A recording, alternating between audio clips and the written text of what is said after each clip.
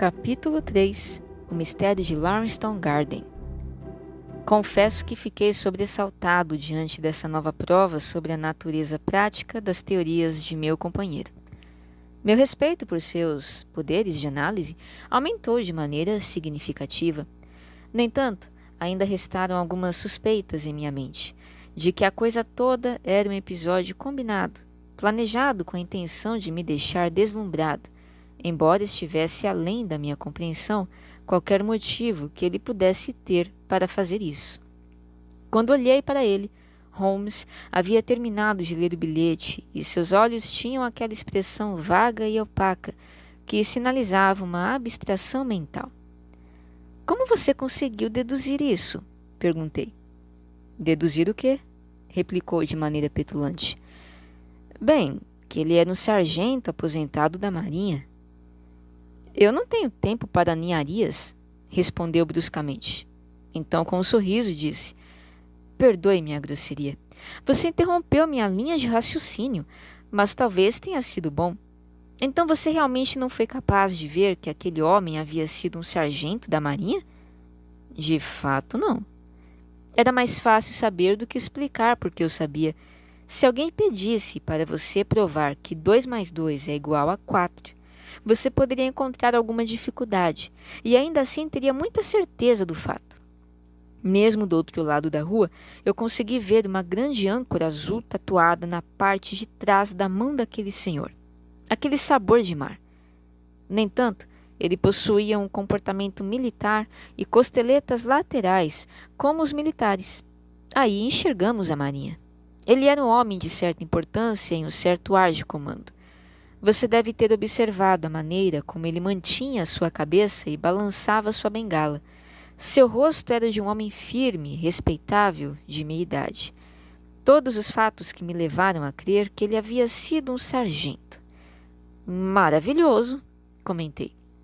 Comum, disse Holmes, embora eu tenha pensado, por conta de sua expressão, que ele estava satisfeito por minha surpresa e admiração evidentes.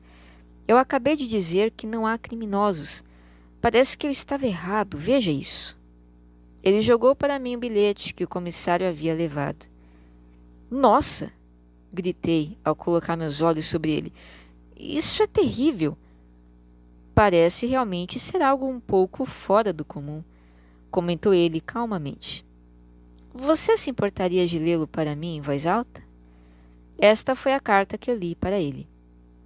Caro Sr. Sherlock Holmes, algo ruim aconteceu durante a noite no número 3 em Lauriston Gardens, ao lado da estrada de Brixton Roof. Nosso oficial que fazia ronda viu uma luz acesa lá por volta das 2 da manhã. E como a casa estava vazia, suspeitou de que algo estava errado.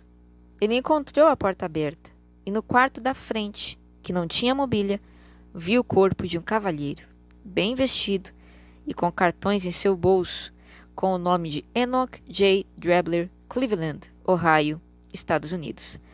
Não houve nenhum roubo, nem havia evidências de como ele tinha sido morto. Havia marcas de sangue no cômodo, mas nenhum ferimento em seu corpo. Não sabemos como ele chegou até a casa vazia. Na verdade, todo o caso é um quebra-cabeça. Se você puder visitar a casa a qualquer momento, antes do meio-dia, me encontrará lá. Eu deixarei tudo como estava até receber sua resposta. Se não puder vir, eu lhe darei mais detalhes e consideraria uma grande gentileza se você me favorecesse com sua opinião. Atenciosamente, Tobias Gregson. Gregson é o mais inteligente entre os oficiais da Scotland Yard, observou meu amigo. Ele e Lestrade são os que se salvam em um grupo terrível. Ambos são rápidos e vigorosos, mas sem originalidade. De maneira surpreendente. Eles também têm suas facas apontadas um para o outro. São invejosos, como alguns modelos profissionais. Esse caso será divertido se os dois estiverem nele. Fiquei maravilhado com a calma com que ele se mexia. Certamente não há tempo a perder, comentei. Devo chamar um táxi? Não estou certo se devo ir. Sou o homem mais preguiçoso que já pisou na terra. Isto é, quando quero, pois posso ser muito ágil às vezes. Mas essa é a chance que você estava esperando. Meu amigo, o que importa para mim? Supondo que eu desvende tudo, você pode ter certeza de que Gregson, Lestrade e companhia irão ficar com todo o crédito. Isso acontece quando se é um personagem não oficial. Mas ele implora para que você o ajude. Sim, ele sabe que sou superior a ele e assume isso para mim. Porém, ele preferiria cortar sua própria língua antes de falar para qualquer terceira pessoa.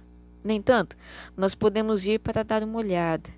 Posso deixar as coisas a meu favor. Se não houver nada mais, posso pelo menos dar boas risadas. Vamos. Ele pegou seu sobretudo com pressa e correu de tal forma que demonstrou que a disposição havia superado a apatia. Pegue seu chapéu, disse. Você quer que eu vá? Sim, se você não tiver nada melhor para fazer. 1 minuto depois, estávamos nós dois em uma carruagem, dirigindo furiosamente pela Brixton Road. Era uma manhã nublada, com neblina, e um véu pardo cobria o telhado das casas, parecendo um reflexo das ruas repletas de lama. Meu companheiro estava animado e discorria sobre os violinos de Cremona e a diferença entre um Stradivarius e um Amati. Quanto a mim, estava em silêncio, pois o clima nublado e o trabalho melancólico que iríamos realizar deprimiam meu espírito. Você não parece se importar muito com o caso que tem em mãos. Falei, finalmente, interrompendo o tratado musical de Holmes. Não há dados ainda, respondeu. É um erro primário teorizar antes de ter todas as evidências. Atrapalha o julgamento. Você logo terá as informações, rebati apontando com meu dedo. Esta é a Brixton Road, e aquela é a casa, se não me engano. É mesmo. Pare, cocheiro, pare. Nós ainda estávamos muito longe da casa, mas Holmes insistiu que descêssemos e terminássemos a nossa jornada a pé. O número 3 de Lauriston Gardens tinha uma aparência ameaçadora e de mau presságio. Era uma das 4 casas que ficavam um pouco distantes da rua, 2 ocupadas e 2 vazias. A última olhava para fora, com 3 níveis de janelas melancólicas, vazias e tristes, com exceção de alguns lugares onde os sinais de descaso haviam se desenvolvido como uma catarata sobre as turvas vidraças.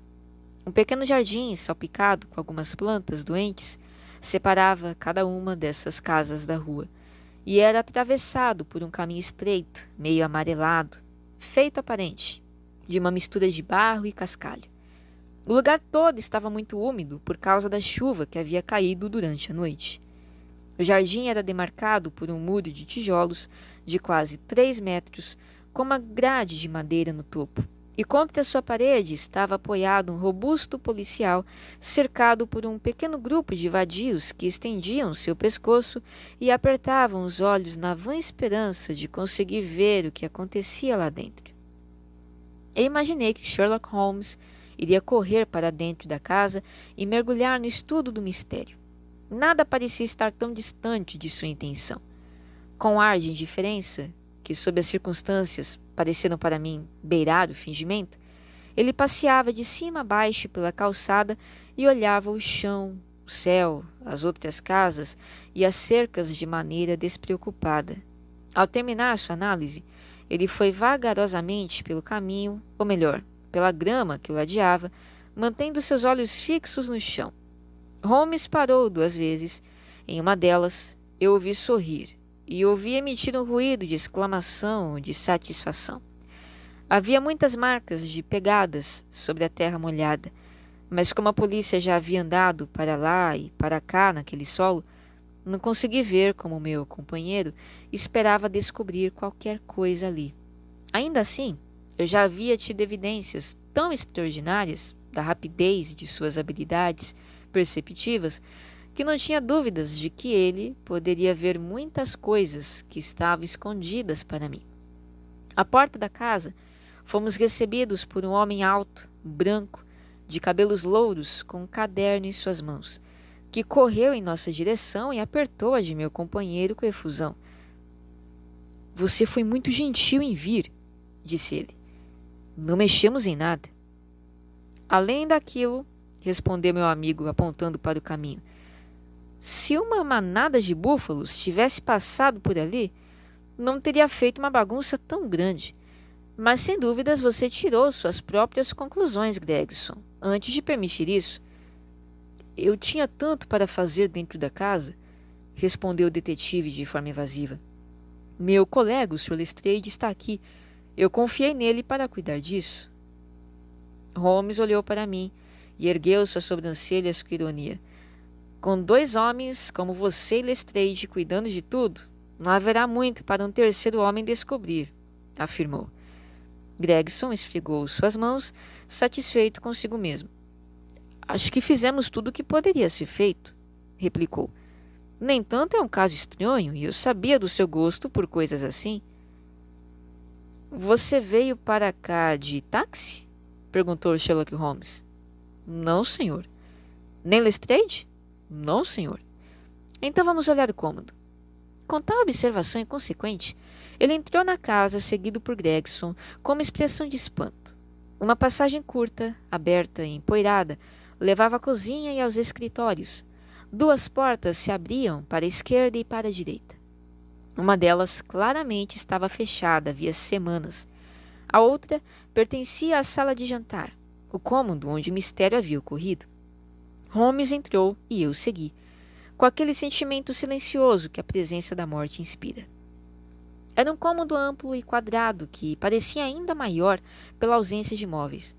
Um papel de parede resplandecente e vulgar enfeitava as paredes, mas estava manchado em alguns lugares com mofo, e em outros pontos faixas largas do papel haviam descolado e estavam penduradas, expondo gesso amarelo por baixo. Do lado oposto à porta ficava uma pomposa lareira, cercada por uma cornija feita de material que imitava mármore. No canto da cornija havia o resto de uma vela vermelha de cera. A janela solitária estava tão suja que a luz era nebulosa e incerta, conferindo um tom cinza pálido a tudo, o que era intensificado pela grossa camada de pó que cobria toda a casa. Eu observei todos esses detalhes depois. Naquele momento, minha atenção estava centrada na figura imóvel e solitária que estava esticada sobre as tábuas do piso, com o olhar vazio, sem vista, encarando o teto descolorido. Era um homem de 43 ou 44 anos, de tamanho médio, ombros largos, cabelos negros encaracolados e barba curta e áspera. Ele vestia um casaco grosso e um colete, calça clara e colarinho, e punhos impecáveis. Uma cartola bem cuidada foi colocada no chão ao lado dele. Suas mãos estavam fechadas e seus braços abertos, enquanto seus membros inferiores estavam entrelaçados, como se sua luta contra a morte houvesse sido dolorosa. Em seu rosto rígido havia uma expressão de terror, e como parecia para mim, de ódio, como nunca vi em expressões humanas. Aquela contorção maligna e terrível, combinada à testa baixa, ao nariz grosso e à mandíbula alongada, davam ao morto uma aparência singularmente simiesca e semelhante a um macaco, aumentada por sua postura retorcida e não natural. Eu já havia visto a morte em muitas formas, mas ela nunca se apresentara a mim como um aspecto tão medonho quanto naquela casa escura e imunda que dava para uma das principais vias da periferia de Londres. Lestrade, mais esguio e parecido com um furão do que nunca, estava de pé na entrada e cumprimentou meu companheiro e eu. Este caso vai provocar uma agitação, senhor, comentou. Supera qualquer outra coisa que eu já tenha visto, e não sou covarde. Não há pistas? Perguntou Gregson. Nenhuma, comentou Lestrade. Sherlock Holmes aproximou-se do corpo e, ajoelhando-se, examinou-o atentamente. Você tem certeza de que não há ferimentos? Indagou ele, apontando para diversas gotas e respingos de sangue por todos os lados. Positivo, confirmaram os 2 detetives. Então, é claro, esse sangue pertence a um segundo indivíduo, talvez ao assassino, se é que houve assassinato. Isso me lembra das circunstâncias da morte de Van Jensen, em Utrecht, em 34. Você se lembra do caso, Gregson? Não, senhor. Pesquise. Você realmente deveria fazer isso. Não há nada de novo. Tudo já foi feito antes. Enquanto ele falava, seus dedos ágeis voavam para lá, para cá e para todos os lugares, sentindo, pressionando, desabotoando e examinando, enquanto seus olhos demonstravam a mesma expressão distante que eu já havia observado antes. Sua análise foi tão rápida que dificilmente alguém teria adivinhado a minúcia com a qual foi conduzida. Por fim, ele cheirou os lábios do cadáver e então olhou para a sola de suas botas de couro. Ninguém mexeu nele? Perguntou. Não, mais que necessário para a investigação. Vocês podem levá-lo para o necrotério agora, afirmou. Não há mais nada a ser analisado. Gregson tinha uma maca e 4 homens a postos. Quando chamou, eles entraram na sala e o estranho foi erguido e levado para fora. Quando o levantaram, um anel tilintou e rolou pelo chão. Lestrade o pegou e olhou para ele com perplexidade. Uma mulher esteve aqui, gritou. É uma aliança de casamento de mulher. Ele a mostrou enquanto falava na palma de sua mão. Todos nos reunimos ao redor dele para olhar. Não havia dúvidas de que aquela argola de puro ouro já havia enfeitado o dedo de uma noiva. Isso complica tudo, disse Gregson. E bem sabemos que elas já estavam complicadas o bastante antes. Você tem certeza de que isso não as simplifica? Observou Holmes. Não há nada a ser descoberto apenas olhando para ele. O que você encontrou nos bolsos dele? Está tudo aqui, falou Gregson, apontando para uma confusão de objetos sobre um dos degraus inferiores das escadas. Um relógio de ouro, número 97163, de Barroud, de Londres. Pulseira Gold Albert, muito pesada e sólida. Um anel de ouro com símbolo maçônico. Um broche de ouro, uma cabeça de bulldog com rubis nos olhos. Um estojo de cartões de couro russo com cartões de Enoch J. Drebler, de Cleveland, correspondendo às iniciais EJD no linho. Nenhuma bolsa, mas com dinheiro no total de 7 libras e 13 shillings. Uma edição de bolso do Decameron de Boccaccio com o nome de Joseph Stangerson, na primeira folha em branco no livro. E 2 cartas, uma endereçada a E.J. Drebler e outra a Joseph Stangerson. E qual endereço? American Exchange em Strand, para serem deixadas lá até serem solicitadas. Ambas são da companhia de navios a vapor Guion e referem-se à saída de seus barcos de Liverpool. Está claro que este infeliz homem estava prestes a retornar a Nova York. Você fez alguma investigação sobre esse homem chamado Stangerson? Eu a fiz imediatamente, senhor, disse Gregson. Enviei anúncios para todos os jornais e um dos meus homens foi ao American Exchange, mas ainda não retornou. Você enviou para Cleveland? Enviamos um telegrama esta manhã. Como você conduziu as investigações? Simplesmente detalhamos as circunstâncias e dissemos que ficaríamos felizes com qualquer informação que pudesse ajudar. Você não pediu detalhes sobre nenhum ponto que lhe parecesse crucial? Eu perguntei sobre Stangerson. E mais nada? Não há nenhuma circunstância da qual todo este caso pareça depender? Você não mandará telegramas novamente? Eu já disse tudo o que tinha a dizer, falou Gregson ofendido. Sherlock Holmes riu para si mesmo e pareceu estar prestes a fazer alguma observação, quando Lestrade, que estava na sala da frente enquanto conversávamos na entrada, reapareceu em cena, esfregando suas mãos de forma convencida e satisfeita. Sr. Gregson, falou ele, acabei de fazer uma descoberta da mais alta importância que teria sido negligenciada se eu não tivesse examinado cuidadosamente as paredes. Os olhos do pequeno homem brilhavam enquanto falava. Ele estava evidentemente em um estado de exultação, reprimida por ter marcado um ponto contra seu colega.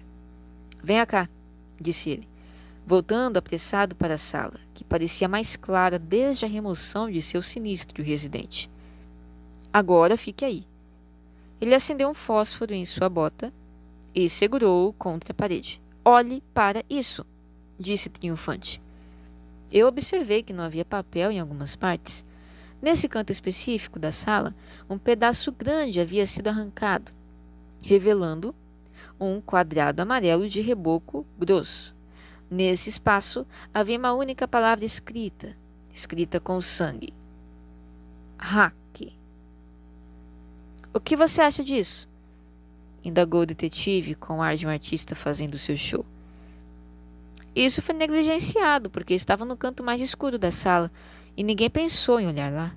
O assassino escreveu isso com o próprio sangue. Veja esta sujeira onde pingou pela parede. De qualquer forma, isso liquida a ideia de suicídio. Por que aquele canto foi escolhido para escrever? Eu digo a vocês, veja aquela vela na lareira. Estava acesa no momento, e estando acesa, aquele canto seria o mais iluminado, e não o mais escuro da parede. E o que isso significa, agora que encontrou? Perguntou Gregson com ar depreciativo. O que significa? Ora, isso significa que o autor iria escrever o nome feminino, Rachel, mas foi interrompido antes que ele ou ela tivesse tempo para terminar. Grave minhas palavras. Quando este caso for esclarecido, você descobrirá que uma mulher chamada Rachel tinha algo a ver com isso. Tudo bem se quiser rir, Sr. Sherlock Holmes. Você pode ser muito esperto e inteligente, mas afinal o cão de caça mais velho é o melhor. Desculpe-me, disse meu companheiro, que havia perturbado o temperamento do pequeno homem ao explodir em gargalhadas. Você certamente tem o crédito de ser o primeiro de nós a descobrir isso. E como você diz, tudo indica que foi escrito pelo outro participante do mistério da noite passada. Ainda não tive tempo de examinar esta sala, mas com sua permissão farei isso agora. Enquanto falava, ele retirou uma fita métrica e uma grande lupa do bolso. Com esses dois instrumentos, caminhou silenciosamente pela sala, às vezes parando, às vezes ajoelhando-se e uma vez deitando sobre o seu rosto. Estava tão concentrado em sua atividade que parecia ter se esquecido de nossa presença, pois falava consigo mesmo o tempo todo, em uma sequência de exclamações, gemidos, assobios e pequenos gritos sugestivos de encorajamento e de esperança.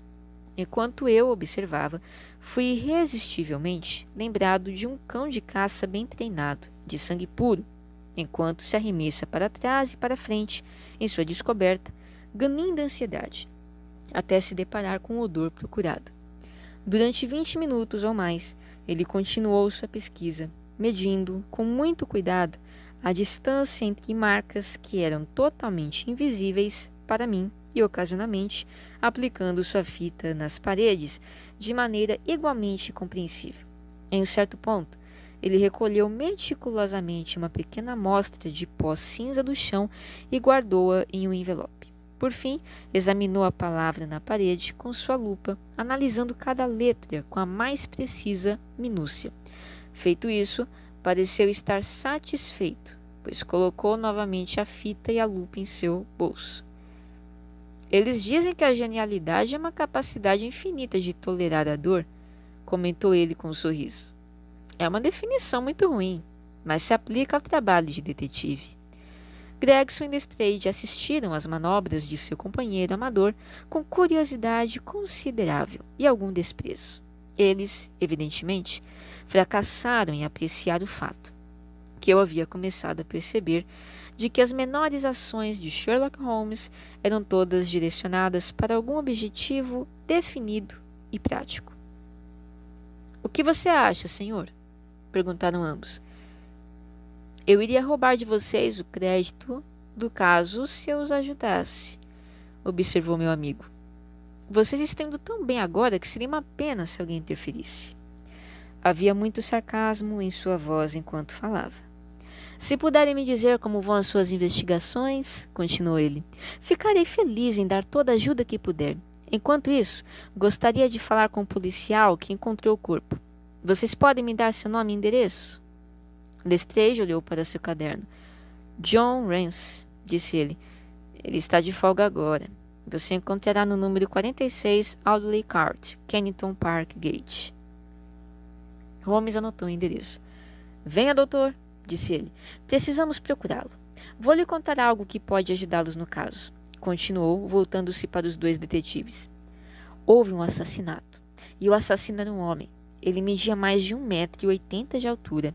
Estava no auge da vida. Seus pés eram pequenos para sua estatura, usava botas grossas e quadradas e fumava um charuto Trichonopoli. Ele chegou aqui com sua vítima em uma carruagem de 4 rodas que foi puxada por um cavalo com 3 ferraduras velhas e uma nova em sua pata dianteira. Com toda certeza, o assassino tinha o rosto corado e as unhas de sua mão direita eram notavelmente longas. Essas são apenas algumas evidências, mas podem ajudá-los. Lestrade e Gregson se entreolharam com um sorriso incrédulo. Se esse homem foi assassinado, como aconteceu? Perguntou o primeiro. Veneno, alegou Sherlock Holmes de forma direta e partiu. Outra coisa, Lestrade, acrescentou voltando-se na porta. Rache é a palavra alemã para vingança. Então não perca seu tempo procurando a senhorita Rachel. Com isso, Holmes se afastou, deixando para trás os 2 rivais de boca aberta.